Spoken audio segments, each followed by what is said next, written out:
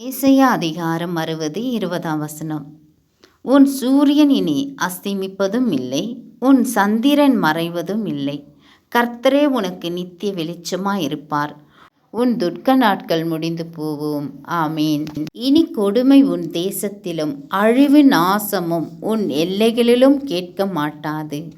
உன் மதில்களை இரட்சிப்பென்றும் உன் வாசல்களை துதி என்றும் சொல்வாய்.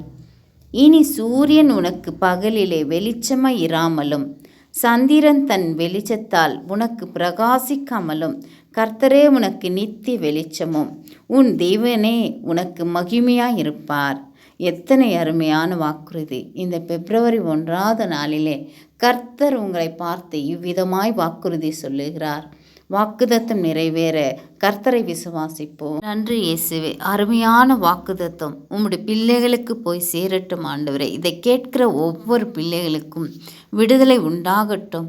அவர்கள் வாசலிலே துதி என்றும் மகிமை என்றும் சந்தோஷம் என்றும் நிலைத்து நிற்க இயேசுவின் நாமத்தினால் வேண்டிக் கொள்கிறேன் சுவாமி. நிறைவேற்ற நீர் வல்லவர். ஆமீன்.